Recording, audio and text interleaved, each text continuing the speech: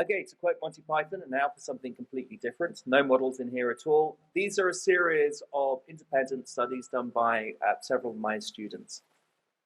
So first of all, 2 public surveys we did in the DC area looked at public concern for a variety of different species. In the first study, we asked members of the public which species were most important to conserve, and we gave them a list of real and fictitious species.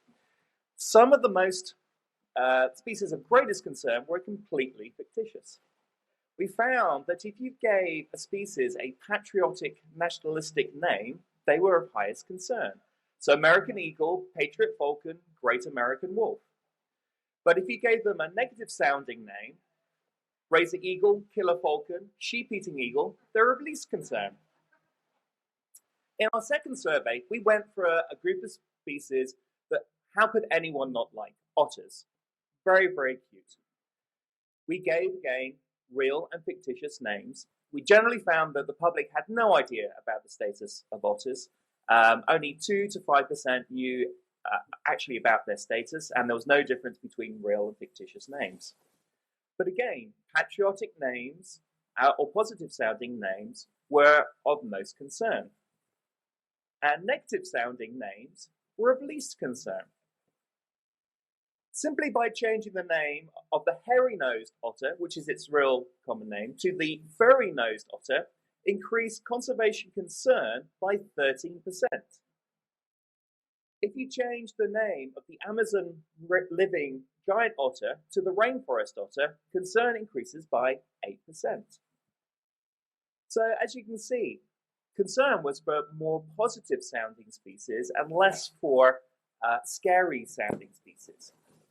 The highest level of concern was for the patriotic sounding American otter.